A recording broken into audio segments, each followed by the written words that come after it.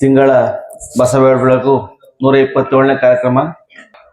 ಜಿಲ್ಲೆ ನಮ್ಮ ಕರ್ನಾಟಕ ರಾಜ್ಯ ವೈಜ್ಞಾನಿಕ ಸಂಶೋಧನಾ ಪರಿಷತ್ತು ಇಲ್ಲಿವರೆಗೂ 5 ರಾಜ್ಯ ಸಮ್ಮೇಳನಗಳನ್ನು ರಾಜ್ಯಾದ್ಯಂತ ಈಗಾಗಲೇ ಮಾಡಿದೆ ಮತ್ತು ಹಲವಾರು ನಮ್ಮ ಸಂಸ್ಥಾಪಕ ಅಧ್ಯಕ್ಷರಾದ ಹುಲ್ಕಲ್ ನಟರಾಜ್ ಅವರ ನೇತೃತ್ವದಲ್ಲಿ ಹಲವಾರು ಪವಾಡ ಬಯಲು ಕಾರ್ಯಕ್ರಮಗಳನ್ನು, ಮೂಢನಂಬಿಕೆ, ವಾಮಾಚಾರ, ದೆವ್ವ, ಭೂತ ಇಂಥವು ಏನವ ಎಲ್ಲ ಮೂಢನಂಬಿಕೆಗಳು ಒಂದು ದೊಡ್ಡ ಕ್ರಾಂತಿ ಏನದ ಈ ಸಂಘ ಇದರಿಂದ ನಡೀತಿದೆ. ಮತ್ತು ಮಕ್ಕಳಲ್ಲಿ ಭೂತ ಪ್ರೇತ ಬರ್ತಾವಲ್ರಿ, ನಾನು ಇಲ್ಲಿಂದ ಒಂದು 15-20 ಪೇಷಂಟ್ಗಳನ್ನು ಹುಲ್ಕಲ್ ನಟರಾಜ್ ಅವ್ರಿಗೆ ಕಳಿಸ್ಕೊಡ್ತೀನಿ ಈಗ. ಯಾಕಂದ್ರೆ ಮಕ್ಕಳಿಗೆ ಒಂದು ಮಾನಸಿಕತೆ ಇರ್ತದೆ, ಮಾನಸಿಕತೆ ಹೆಂಗದ ಅದ್ರ ಬಗ್ಗೆ ಕೌನ್ಸಿಲಿಂಗ್ ಮಾಡಿ ಟ್ರೀಟ್ಮೆಂಟ್ ಮಾಡ್ತಕ್ಕಂಥ ಒಂದು ದೊಡ್ಡ ಸಂಸ್ಥೆ ಇದಾಗಿದೆ. ಆ ಸಂಸ್ಥೆಯಿಂದ ಜರುಗುವ ಸಮ್ಮೇಳನದಲ್ಲಿ ಮೊಟ್ಟ ಮೊದಲ ಸಮ್ಮೇಳನ ತುಮಕೂರಿನಲ್ಲಿ ಜರುಗಿತ್ತು. ಅದನ್ನು ಜಸ್ಟಿಸ್ ನಾಗಮೋಹನ್ ದಾಸ್ ಅವರಿಗೆ ಸಮ್ಮೇಳನಾಧ್ಯಕ್ಷರನ್ನು ಮಾಡಲಾಗಿತ್ತು. 2ನೇ ಸಮ್ಮೇಳನ ಶಿವಮೊಗ್ಗದಲ್ಲಿ ಜರುಗಿತ್ತು. ಅದನ್ನು ಇಸ್ರೋದ ಮಾಜಿ ಅಧ್ಯಕ್ಷರಾದಂತಹ ಕಿರಣ್ ಕುಮಾರ್ ಅವರಿಗೆ ಮಾಡಲಾಗಿತ್ತು. 3ನೇ ಸಮ್ಮೇಳನ ಲಿಂಗಸೂರಿನಲ್ಲಿ ಮಾಡಲಾಗಿತ್ತು. ವೈಚಾರಿಕ ರಾಜಕಾರಣಿಯಾದ ಪ್ರಿಯಾಂಕ್ ಖರ್ಗೆ ಸತೀಶ್ ಜಾರಕಿಹೊಳಿ ಅವರನ್ನು ಮಾಡಲಾಗಿತ್ತು. ಮತ್ತು 4ನೇ ಸಮ್ಮೇಳನವನ್ನು ಉಮಾಶ್ರೀ ಅವರನ್ನು ಮಾಡಲಾಗಿತ್ತು. ಮತ್ತೀಗ 5ನೇ ಸಮ್ಮೇಳನ ನಮ್ಮ ಯಾದಗಿರಿಯಲ್ಲಿ ನಡೀತಾ ಇದೆ. 5ನೇ ಸಮ್ಮೇಳನಕ್ಕೆ ಈಗ ನಮ್ಮ ಯಾದಗಿರಿಯಲ್ಲಿ ಈಗಾಗಲೇ ಎಲ್ಲ ಮುಖ್ಯಮಂತ್ರಿಗಳನ್ನು, ಮಂತ್ರಿಗಳನ್ನು, ಎಲ್ಲ ಶಾಸಕರು ಎಲ್ಲ ಟೀಮ್ ಭೇಟಿಯಾಗಿದೆ. ಜಿಲ್ಲಾ ಕ್ರೀಡಾಂಗಣ ಈಗ ರೆಡಿ ಆಗಿದೆ. ನಮ್ಮಲ್ಲಿ 1000 ಹೋಟೆಲ್ ಜನರ ತಂಗಂತದ್ದು ಆಲ್ರೆಡಿ ಬುಕ್ ಆಗಿದೆ. ನಮ್ಮ ಯಾದಗಿರಿಯಲ್ಲಿ ಪ್ರಥಮ ಬಾರಿಗೆ ಒಂದು ರಾಜ್ಯ ಸಮ್ಮೇಳನ ನಡೀತಾ ಇದೆ. ಇಲ್ಲಿವರೆಗೂ ನಮ್ಮ ಜಿಲ್ಲೆಯಲ್ಲಿ ಯಾವುದೇ ನಡೆದರೂ ಜಿಲ್ಲಾ ಸಮ್ಮೇಳನ ನಡೆದವರು, ಯಾವುದು ರಾಜ್ಯ ಸಮ್ಮೇಳನ ನಡೆದಿಲ್ಲ. ಪ್ರಥಮ ಬಾರಿಗೆ ಒಂದು ರಾಜ್ಯ ಸಮ್ಮೇಳನ ನಮ್ಮ ಜಿಲ್ಲೆಯಲ್ಲಿ ನಡೀತಾ ಇದೆ. ಆ ಕಾರ್ಯಕ್ರಮಕ್ಕೆ ಒಂದು ಕನಿಷ್ಠ 30,000 2 ದಿನದಲ್ಲಿ 30,000 ಮಕ್ಕಳು ಮತ್ತು ಸಾರ್ವಜನಿಕರನ್ನು ಸೇರಿಸಿ ಕಾರ್ಯಕ್ರಮ ಮಾಡಬೇಕೆಂಬ ಒಂದು ಹಂಬಲವನ್ನು ನಮ್ಮ ಟೀಮಿನದ ಗುರುಗಳ ನಮ್ಮ ಗೌರವಾಧ್ಯಕ್ಷರಾದ ಅವರ ನೇತೃತ್ವದಲ್ಲಿ ನಾವು ಒಂದು ಬೃಹತ್ ಕಾರ್ಯಕ್ರಮವನ್ನು ಮಾಡ್ತಾ ಇದ್ದೇವೆ. ಆ ಕಾರ್ಯಕ್ರಮಕ್ಕೆ ISRO, DRDO, mobile planetarium, Nehru planetarium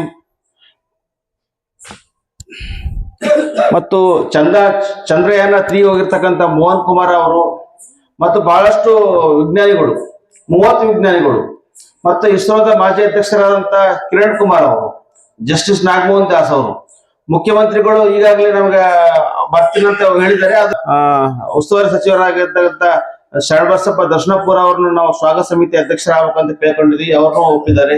ಹಲವಾರು ಮಿನಿಸ್ಟರ್ಗಳು ಬರ್ತಾ ಇದ್ದಾರೆ. ಜಾರಕಿಹೊಳಿ ಸರ್, ಬೋಸರಾಜ್ ಸರ್, ಅವ್ರ ವೈಜ್ಞಾನಿಕ ಮಿನಿಸ್ಟರು. ಒಂದು ಬೃಹತ್ ಕಾರ್ಯಕ್ರಮ, ಒಂದು ಅಂದಾಜು ಖರ್ಚು ವೆಚ್ಚನೇ ನಮ್ದು 1,55,00,000 ರೂಪಾಯಿದಲ್ಲಿ ಒಂದು ಕಾರ್ಯಕ್ರಮ ಜರುಗ್ತಾ ಇದೆ. ಬೃಹತ್ ಸಮ್ಮೇಳನ ನಮ್ಮ ಯಾದಗಿರಿಯಲ್ಲಿ ಮಾಡಿರ್ತಕ್ಕಂಥದ್ದು. ಆಗ ನಾನೇನ್ ಕೇಳ್ಕೋದು ಅಂತಂದ್ರೆ, ನೀವು ಇಲ್ಲಿ ಆಗಮಿಸಿರ್ತಕ್ಕಂಥ ಎಲ್ಲರಿಗೂ ಇಂಥ ಕಾರ್ಯಕ್ರಮ ನಮ್ಮ ಯಾದಗಿರಿಯಲ್ಲಿ ಎಂದೂ ಜರುಗಿಲ್ಲ. ಈ ಲಿಂಗದ ಸೂರ್ಯ ಜರುಗಿದ್ಬಿಟ್ರೆ ಅಲ್ಲಿ ಯಾರು ಹೋಗಿರ್ಲಿಕ್ಕಿಲ್ಲ. ಇಂಥ ಕಾರ್ಯಕ್ರಮಕ್ಕೆ ಅವಶ್ಯವಾಗಿ ತಮ್ಮ ಮಕ್ಕಳ ಜೊತೆ, ಕುಟುಂಬದ ಜೊತೆ ಎಲ್ರೂ ಬನ್ನಿ. ಅಲ್ಲಿ ಏನಿರ್ತದೆ, ಸಹಜವಾಗಿ ಮಾಟ ಮಂತ್ರ, ಭೂತ ಪ್ರೇತ ನೀವೆಲ್ಲ ಅನಿಸ್ತಿರಲ್ಲ. ರೈತರ ಗೋಷ್ಠಿ ಇರುತ್ತೆ, ಮಹಿಳೆಯರ ಗೋಷ್ಠಿ ಇರುತ್ತೆ ಮತ್ತು ವೈಚಾರಿಕ ಎಲ್ಲ ಗೋಷ್ಠಿಗಳು, ಜೀವಪರ, ಮನುಷ್ಯತ್ವ ಪರ, ಮೂಢನಂಬಿಕೆ ಪರ. ಅದು ನಮ್ಮ ಹುಲ್ಕಲ್ ನಟರಾಜ್ ಅವರು ಪವಾಡ ಬಯಲು ಮಾಡಿ ತೋರಿಸ್ತಾರೆ. ಹೆಂಗ ನಿಮ್ಗ ಜನ ಆಗಿರಲ್ಲ, ಸಾವಿರಾರು ಬಾಬಾಗಳು, ಮುತ್ಯಗಳು ಆಗಿರಲ್ಲ, ಏನೇನೋ ಮಾಡಿ ನಿಮ್ಗೆ ಅನಿಸಿಕೆ ತೋರಿಸ್ತಾರಲ್ಲ.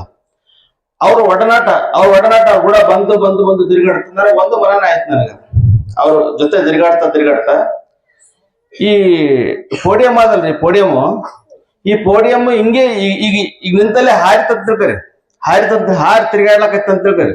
ನಾನು ಎದರಂಗಿಲ್ಲ, ಅಂಜಂಗಿಲ್ಲ, ಗಾಬರಿ ಆಗಂಗಿಲ್ಲ. ಯಾಕಂದ್ರೆ ಇದರಿಂದ ಒಂದು ಸೈನ್ಸ್ ಇರ್ತದ. ಇದು ಒಂದು ಯಾವ್ದೋ ದೇವ ಮನವ ಮಾಡ್ಯಾನ, ಇದು ಯಾವ್ದೊಂದು ಶಕ್ತಿ ಮಾಡ್ಯಾನ ಅಂತ ತಿಳ್ಕೊತಿರೋ ಅಂದ್ರೆ ತಿಳ್ಕೊಳಕ್ ಸಾಧ್ಯ ಇಲ್ಲ. ಇದರಲ್ಲಿ ಒಂದು ಸೈನ್ಸ್ ಅದನ್ನ ತಿಳ್ಕೊಂತ ಒಂದು ಏನದ ವಿಚಾರ ನನಗೆ ಬಂದ್ಬಿಟ್ಟಿದೆ. ಯಾವುದೇ ಇರಲಿ, ಅಲ್ಲಿ ನಾವು ಆರ್ಟಿಫಿಷಿಯಲ್ ಆಗಿ ಬಹಳ ತೋರಿಸ್ಯಾರ ನಮ್ ಸರ್. ಈಗ ಆರ್ಟಿಫಿಷಿಯಲ್ ಇಂಟೆಲಿಜೆನ್ಸ್ ಬಂದ್ರಿ, ಒಂದು ಮೊಬೈಲ್ ನಲ್ಲಿ ನಮ್ಗೆ ಹೋಗ್ತಾ ದೇವ ಮಾಡಿ ತೋರಿಸ್ಬಿಡ್ತಾರೆ. ನೋಡ್ರಿ, ನಿಮ್ ಕಾರ್ ಮುಂದೆ ದೇವ ಬಂತ ನೋಡ್ರಿ. ನಮ್ ಗುರುಮುಖಲ್ ಮಠಕ್ಕೆ ಹೋಗಿದ್ವಿ ಮೊನ್ನೆ. ಗುರುಮುಖಲ್ ಮಠದ ಹತ್ರ ನಿಂತಿದ್ದೆ, ಅಲ್ಲಿ ಗಿಡದಲ್ಲಿ ದೇವ ತೋರಿಸ್ಬಿಟ್ರು. ನಾವು ವಿಡಿಯೋ ಮಾಡ್ರಿ, ನಾನು ಹೋಗಿದ್ದೆ, ದೇವ ಕಂಡಿತ್ತು ನೋಡಪ್ಪ, ಅದು ಮೊಬೈಲ್ ಬಂದಿದೆ.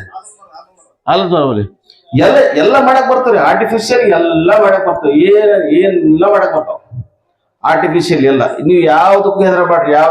ನಿಂಬಲ್ಲಿ ಯಾರಿಗೆ ದೆವ್ವ ಭೂತ ಆದ, ಬಾನಮತಿ ಆದ, ನಿಮ್ ಭಾಗದ ಯಾರಿಗೆ ಕಾಡಕತ್ತದ, ದೇವ್ರು ಬರಕತ್ತದ, ಅದು ನೀವು ಎಲ್ಲರಿಗೂ ನಮ್ಮ ಹತ್ರ ಬರ್ರಿ. ನಮ್ಮ ಶಾಪುರ್ ಅಧ್ಯಕ್ಷರಾಗಿದ್ದ ಷಣ್ಮುಖ ಅಡ್ಗಿ ಇದ್ದಾರೆ, ವಿಶಾಲದ ಸತ್ಯಂಪೇಟೆ ಹತ್ರ ಬರ್ರಿ, ಯಾರು ಸುವರ್ಣ ವಿಜಯ ಹತ್ರ ಬರ್ರಿ, ಯಾರಾದ್ರ ಹತ್ರ ಬರ್ರಿ. ಇವಕ್ಕೆಲ್ಲ 100% ಪರಿಹಾರ. ಯಾವುದೇ ನೀವು ಸುಮ್ಮನೆ ಆ ಬಾಬಾ ಆ ಮುತ್ಯ ಬಲ್ಲಿ ಹೋಗಿ ತೋರಿಸಿ ನೀವು ಹಾಳಾಗಕ್ಕೆ ಹೋಗ್ಬೇಡ್ರಿ. ಆ ದುಡ್ಡು ಕೊಟ್ಟು ತಿರುಗಿ ಯಾರು ಹಾಳಾಗಕ್ಕೆ ಹೋಗ್ಬೇಡ್ರಿ. ಅದಕ್ಕೆ ಖಂಡಿತ ಟ್ರೀಟ್ಮೆಂಟ್ ಇದೆ, ಖಂಡಿತ ನಿಮ್ಗೆ 100% ಸೂರ್ಯಕ್ ಮಾಡಿಕೊಡ್ತಾರ. ಈ ಕಾರ್ಯಕ್ರಮದ 5ನೇ ಸಮ್ಮೇಳನವನ್ನು ನಮಗೆ ಆಯ್ಕೆ ಮಾಡಬೇಕು ಅಂತ ನಾವು ನಮಗೆ ಒಂದು ಮೀಟಿಂಗ್ ಆದತ್ತ ಚರ್ಚೆ ನಡೀತು. 5ನೇ ಮೀಟಿಂಗ್ ಸಮ್ಮೇಳನ ಅಧ್ಯಕ್ಷ ಯಾದಗಿರಿಯಲ್ಲಿ ಮಾಡ್ತಾ ಇದೀವಿ. ನಿಮ್ಮ ಕಲ್ಯಾಣ ಕರ್ನಾಟಕದ ಭಾಗದಲ್ಲಿ ನಿಮ್ಮ ಭಾಗದಲ್ಲಿ ನಡೀತಿರೋದ್ರಿಂದ ಸಹಜವಾಗಿ ನೀವು ಆಯ್ಕೆ ಮಾಡ್ರಿ. ಆಯ್ಕೆ ಮಾಡೋಣ, ನೋಡೋಣ. ಮತ್ತೆ ಯಾರ ಹೆಸರು ನೀವು ನಿಮ್ಮ ಕಮಿಟಿ ಒಂದ್ ಹೆಸರು ಹೇಳ್ರಿ, ನೋಡೋಣ. ನಮ್ಮ ರಾಜ್ಯ ಕಮಿಟಿ ತೀರ್ಮಾನ ಮಾಡ್ತೀವಿ ಅಂತ ಅವ್ರು ಮತ್ತೆ ಹೇಳಿದ್ರು ನಮ್ಗ. ನಾವು ಶ್ರೀಗಳು ಮತ್ತು ನಮ್ಮ ತಂಡ ಎಲ್ಲ ಬಂದಿದೆ. ಎಲ್ಲ ತಂಡ ಬಂದಂತ ಕೂತು ವಿಚಾರ ಮಾಡೋದ್ನ ನಮ್ಮ ಜಿಲ್ಲೆ ಈಗ ನಾವು ಅಪ್ಪರ ಜೊತೆಗೆ ಅಂದ್ವಿ, ನೋಡ್ರಿ ಅಪ್ಪರ ನಮ್ಮ ಕಲ್ಯಾಣ ಕರ್ನಾಟಕದ ಮಾಡ್ಲಕತ್ತಾರಲ್ಲ, ನಾವು ನಮ್ಮ ಜಿಲ್ಲೆಯವ್ರು ಯಾಕೆ ಮಾಡಬಾರ್ದು? ನಮ್ಮ ಜಿಲ್ಲೆಯವ್ರೆ ಮಾಡ್ಬೇಕಲ್ಲ, ಕಲ್ಯಾಣ ಕರ್ನಾಟಕದ ನಮ್ಮ ಜಿಲ್ಲೆ ಇದು ಮಾಡ್ಬೇಕು ಅಂತ ಹೊತ್ನಾಗ ಅವಾಗ ಎಲ್ಲರ ಮನಸ್ಸಿನಲ್ಲಿ ನಮ್ಮ ತಂಡ ಮತ್ತು ಶ್ರೀಗಳು ಎಲ್ಲರ ತಂಡ ಎಲ್ಲರಿಂದ ಬಾಯಿಂದ ಒಕ್ಕೋರ್ಲಿಂದ ಬಂದದ್ದು ಒಂದೇ ಹೆಸರೇ ವಿಶ್ವರಾಧ್ಯ ಸತ್ಯಪೇಟೆ. ವಿಶ್ವರಾಧ್ಯ ಸತ್ಯಪೇಟೆ ಅವ್ರು ಒಕ್ಕೋರ್ಲಿಂದ ಮನಸ್ಸು ಬಂದ ಹೊತ್ನಾಗ ನಾವು ಒಂದು ಅವತ್ತು ಬಸವ ಸಂಸ್ಕೃತಿ ಅಭಿಯಾನ ಇತ್ತು. ಬಸವ ಸಂಸ್ಕೃತಿ ಅಭಿಯಾನ ಇತ್ತು. ಅವತ್ತು ಕಾರ್ಯಕ್ರಮ ಮುಗಿಸ್ಕೊಂಡು ಎಲ್ಲರೂ ಮನೆಗೆ ಊಟಕ್ಕೆ ಬಂದಿದ್ವಿ. ಅವತ್ತು ಕಾಕತಾಳಿ ಅಂತ ವಿಶ್ವರಾಧ್ಯರು ನಮ್ಮ ಜೊತೆಗೆ ಬಂದಿದ್ದಾರೆ. ಈಗ ಅವ್ರ ಜೊತೆಗೆ ಅವ್ರ ಸಮ್ಮೇಳನ ಅಧ್ಯಕ್ಷರ ಅಂತ ಹೆಸರು ಹೆಂಗ್ ನಾವು ಸೂಚಿಸ್ಬೇಕು? ಅವ್ರಿಗೆ ಸುಮ್ಮನೆ ಕೈ ಕೂಡಿಸಿ ಅವ್ರಿಗೆ ನಾಯಕ್ ಸರ್ಗೆ ಲಿಂಗೇಶ್ ಸರ್ಗೆ ನೀವು ಕೂಡ್ರಿ ಸರ್, ನಾವು ಮ್ಯಾಗ ಹೋಗಿ ಬರ್ತೀವಿ ಅಂತ ನಮ್ಮ ಗುರುಮುಖಲ ಶ್ರೀಗಳು ಮತ್ತು ನಮ್ಮ ಸಿದ್ದಬಸವ ಸ್ವಾಮೀಜಿಗಳು, ನಮ್ಮ ವೆಂಕಟಪ್ಪ ಅವರು, ಗೊಂದಡಗಿ ಕೈಗಳು ಒಂದು 5-6 ಜನ ಮ್ಯಾಗ ಹೋದ್ವಿ. ಏನಿಲ್ಲ ಸರ್, ಒಂದು ಸಮ್ಮೇಳನ ಅಧ್ಯಕ್ಷರು ಕುರಿತಂತೆ ಒಂದು ವಿಚಾರ ಅಂತ ಶ್ರೀಗಳು ಅಂದ್ರು. ಅವಾಗ ಅವ್ರು ನೋಡ್ರಿ ಹತ್ತು ಎಷ್ಟು ಇಂಟೆಲಿಜೆಂಟ್. ನಾನು ಈಗ ಒಂದು ಪವಾಡವನ್ನು ಮಾಡುತ್ತೇನೆ ಅಂದರೆ, ಏನ್ರ ನಿಮ್ಮ ಮನಸ್ಸಿನಲ್ಲಿ ಯಾವ ಹೆಸರಿದೆ ನನ್ಗೆ ಗೊತ್ತಾಯ್ತು ಅಂದ್ರೆ.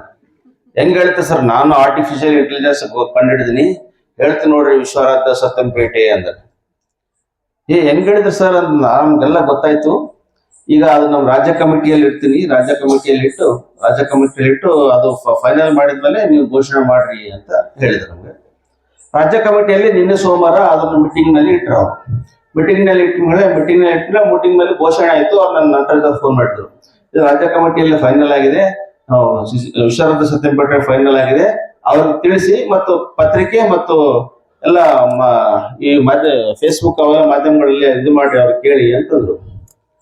ಸಹಜವಾಗಿ ನಾವು ವಿಶ್ವರಾಧ್ಯರಿಗೆ ಹಚ್ಚಿದೆ ಹಿಂಗ ಫೋನ್, ಹಿಂಗ ನೀವು ರಾಜ್ಯ ಕಮಿಟಿಯಿಂದ ನಿಮ್ಗೆ ಆಯ್ಕೆ ಮಾಡಿವ್ರಿ ಅಂತ. ತಕ್ಷಣ ಯಾರು ಅಂದ್ರೆ, ಇಲ್ಲ ನಾನು ಅಲ್ಲೇ, ನನಗೆ ಬೇಡ. ಇದೇನು ಬಹಳ ಜನ ಹಿರಿಯರ ಆಗೋರ, ಇನ್ನು ಉತ್ಸಾಹಿಗಳು ಬಾರ, ಕಲ್ಯಾಣ ಕರ್ನಾಟಕದ ಬಹಳ ಜನ ನಾನು ನಿಮ್ ಜೊತೆನೇ ಇರ್ತೀನಿ, ನಿಮ್ ಸಂಘಟ ಇರ್ತೀನಿ. ನಿಮ್ ನಿಮ್ ಬಿಟ್ಟು ನಾವು ಕಾರ್ಯಕ್ರಮ ಮಾಡಂಗಿಲ್ಲ, ನಮ್ ಬಿಟ್ಟು ನೀವು ಕಾರ್ಯಕ್ರಮ ಮಾಡಂಗಿಲ್ಲ. ನೀವು ನನಗೆ ಮಾಡಿದ್ರ ನಾವೇ ಮಾಡ್ಕೊಂಡ್ರ ಅಂಬೋದು ಬರ್ತದ. ನಾನು ಒಲ್ಲೆ, ಖಂಡಿತ ಒಲ್ಲೆ. ಇಲ್ಲ ಸರ್, ಅದು ನಾನು ನೀವು ನಮ್ ಜೊತೆ ಇರಕತ್ತೀವಿ ಅಥವಾ ನೀವು ನಮ್ಮವರು ಅಂತೇಳಿ ಆ ದೃಷ್ಟಿಕೋನ ಹಿಡ್ಕೊಂಡೆ ನೀವು ಮಾಡಿಲ್ಲ. ನಾವು ನಮ್ಮ ಜಿಲ್ಲೆಯಲ್ಲಿ ಮಾಡ್ಬೇಕಂತ ವಿಚಾರ ಬಂದಾಗ ಸಮಗ್ರವಾಗಿ ಎಲ್ಲ ಟೀಮ್ಗಳು, ಶ್ರೀಗಳು ಎಲ್ಲರೂ ಕುಂತು ಚರ್ಚೆ ಮಾಡಿ ಇವರೇ ಸೂಕ್ತ ಆಗ್ತಂತ ಎಲ್ಲ ಒಕ್ಕೋಲರಿಂದ ಮಾಡಿದ್ದದ, ನೀವು ಒಪ್ಪಿಗೆಬೇಕು. ಮತ್ತ ಅವರು ಸುತ್ತಾರಾಮ್ ಒಲ್ಲೆ ಅಂದ್ರು. ಸುತ್ತಾರಾಮ್ ನಾವು ಒಲ್ಲೆ ಆಗಲ್ಲ, ಬೇರೆ ಮಾಡ್ರಿ ಅಂದ ಹೊತ್ನಾಗ ಮತ್ತ ಶ್ರೀಗಳು ನಾನು ಅವ್ರ ಫೋನ್ ತಗೊಂಡು ವಿಶ್ವರಾಧ್ಯ ಜೊತೆ ಕಾನ್ಫರೆನ್ಸ್ ಅಲ್ಲಿ ಮಾತಾಡಿದ್ವಿ. ಇಲ್ಲಪ್ಪ ಅವ್ರಿಗೆ ಬೇಡ, ಬೇರೆ ಮಾಡ್ರಿ, ಯಾರಿಗಾರ ಇರ್ತಾರ. ಬಹಳ ಚರ್ಚೆ ಆದ್ಮೇಲೆ ನಾವು ಒಂದ್ ಮಾತಂದ್ವಿ, ನೋಡ್ರಿ ವಿಶ್ವರಾಧ್ರೆ, ಒಂದು ವೇಳೆ ನೀವು ಅಧ್ಯಕ್ಷರಾದ್ರೆ ನಾವು ಕಾರ್ಯಕ್ರಮ ಮಾಡ್ತೀವಿ, ಅಂದ್ರೆ ನಾವು ಕಾರ್ಯಕ್ರಮ ಮಾಡಂಗಿಲ್ಲ. ಕಠೋರವಾಗಿ ಮಾತು ಅಲ್ಲಿಗೂ ಪೂರ ನಮ್ ಶ್ರೀಗಳಂತೂ ಬಹಳ ಇದಕ್ ಬಂದ್ಬಿಟ್ರು, ನೀವು ಒಪ್ಪಿದ್ರೆ ಮಾಡ್ತೀವಿ, ಇಲ್ಲಾಂದ್ರೆ ನಾವು ಮಾಡಂಗಿಲ್ಲ ಅಂತಕ್ಕಂಥ ಪರಿಸ್ಥಿತಿ ಬಂದಾಗ ಆವಾಗ ಅವರು ಒಪ್ಕೊಂಡ್ರು. ಮತ್ತೆ ಇನ್ನೊಂದು, ನಮ್ಮ ತಂಡ ಇಲ್ಲಿ ಬಂದಿವಿ, ನಮ್ಮ ಶ್ರೀಗಳು ಹಿಡಿದು ನಮ್ಮ ತಂಡ ಇಲ್ಲಿವರೆಗೂ ವೈಜ್ಞಾನಿಕ ಪರಿಷತ್ನಿಂದ ಕೊಡಮಾಡ್ತಕ್ಕಂಥ ಯಾವುದೇ ಎಚ್ ನರಸಿಂಹ ಪ್ರಶಸ್ತಿ ಇರ್ಬೋದು ಅಥವಾ ಚೈತನ್ಯಶ್ರೀ ಪ್ರಶಸ್ತಿ ಇರ್ಬೋದು, ಇಲ್ಲಿವರೆಗೂ 4 ಸಮ್ಮೇಳನಗಳಲ್ಲಿ 12 ಜನರನ್ನು ಗುರುತು ಮಾಡಿವಿ.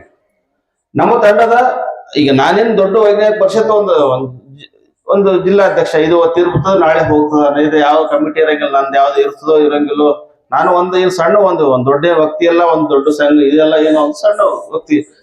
ಒಂದು ನಮ್ಮ ವಿಚಾರದಲ್ಲಿ ಯಾವುದೇ ಸಂಘಟನೆ ಮಾಡಿದ್ರೆ, ಯಾರೇ ಅಧ್ಯಕ್ಷರಾದ್ರೆ, ಯಾವುದೇ ಪ್ರಶಸ್ತಿ ಕೊಡ್ಬೇಕಾದ್ರೆ ಒಂದು ಮಾನದಂಡವನ್ನು ನಾವು ಹಾಕೊಂಡಿದ್ದೇವೆ.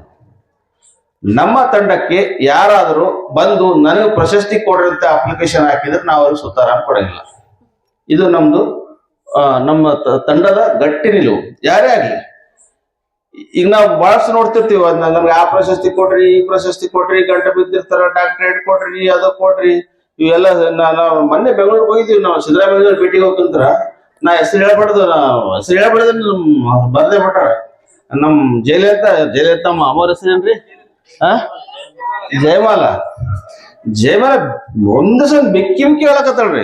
ಯಾರು ಒಂದ ಸಿದ್ದರಾಮಯ್ಯ ಅಂತ ನಂಗೆ ಪ್ರಶಸ್ತಿ ಕೊಡ್ತೀರಿ ಅಂತೇಳಿ, ಪ್ರಶಸ್ತಿ ಕೊಡ್ಸಂತಾರೆ. ಇನ್ನೊಬ್ಬ ದೊಡ್ಡ ಲೀಡರ್ಸ್ಗಳ ರಸ್ತೆ ಎಲ್ಲ ಸಿಂಗ್ ಹೇಳ್ಬಾರ್ದು.